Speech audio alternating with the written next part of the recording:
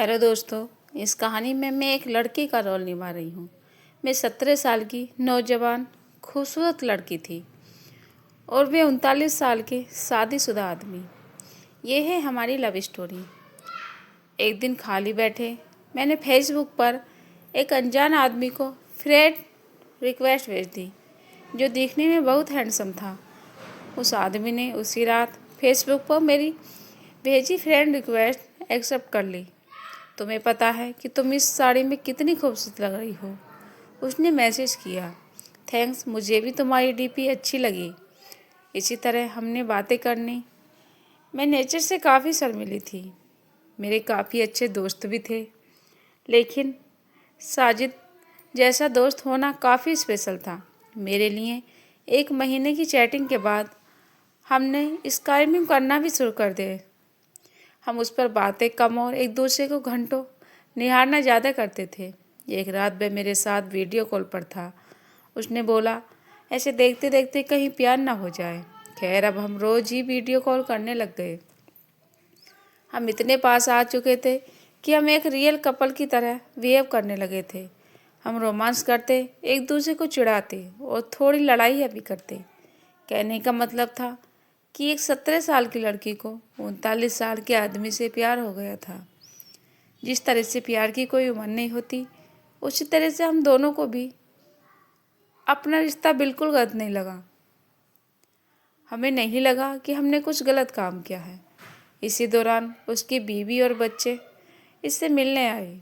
तभी वह फिर भी मुझसे बातें किया करता था, यहाँ तक कि वह अपनी बीवी के सामने भी मेरी कॉल उठा लेता था, जो कि मुझे इससे डर लगता था। खैर, उसी दौरान उसकी बीवी उस पर शक करने लगी, क्योंकि वह पहले जैसा बिल्कुल भी नहीं रहा। एक रात की बात है, जब ये दोनों बेड पर बातें करने के लिए गई, तभी इनके फ़ोन पर मैंने मैसेज और अपनी फ़ोटो भेजी। इनकी वाइफ ने उठाया और फ़ोन जैसे ही खोला, मेरी फ़ोटो उन्हें दिखी। उसकी वाइफ ने कोई रिएक्शन नहीं दिया, बस सजीद को जोर का थप्पड़ मारा और रोने लगी। 3 दिनों के बाद मैं घर छोड़कर चली गई। मुझे उसकी वाइफ के लिए काफ़ी बुरा लगा, इसलिए मैंने उससे कई दिनों तक बातचीत करना बंद कर दी। उसकी वाइफ के जाने के बाद हम फिर से मिले और हमने लॉन्ग ड्राइव पर जाने का प्लान बनाया। उसी शाम उसने मुझे प्रपोज किया।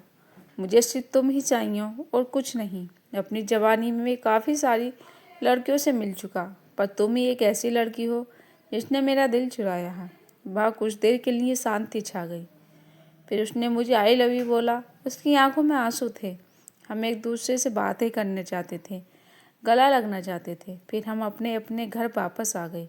अचानक दूसरे दिन मुझे एक मैसेज मिला, जिसमें उसने लिखा था, हे डार्लिंग, मैं तुमसे बहुत प्यार करता हूँ, लेकिन मेरा परिवार भी है, मेरी कुछ ड्यूटीज़ भी हैं। यह मेरा तुमको आखिरी मैसेज है। मुझे प्लीज़ कॉल या टेक्स्ट मत करना, मैं तुम्हें ब्लॉक कर रहा हूँ। तभी मुझे ऐसा लगा कि मैंने शादी के बाद विधवा बन गई हूँ। मैं बुरी तरह से टूट चुकी थी, काफ़ी परेशान थी। 3 महीने बीत जाने के बाद मैं एक लड़की के साथ रिलेशनशिप में आई। एक दिन मेरे पास किसी दूसरे नंबर से सजिद का मैसेज आया, वानी इज एट यू, प्लीज़ मेरी लाइफ में दोबारा वापस आ जाओ, मैं तुम्हारे बिना नहीं रह सकता।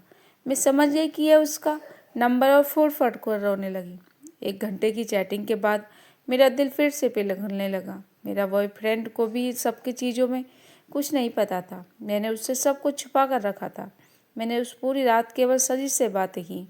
तभी मुझे दर्द का महसूस हुआ और अपने सब कुछ उसे दे दी, जिससे मैं बेहद प्यार करती थी। मैं उसे दर्द भरी हालत में घर वापस आ गई। दूसरे दिन मुझे काफ़ी अच्छा महसूस हो रहा था।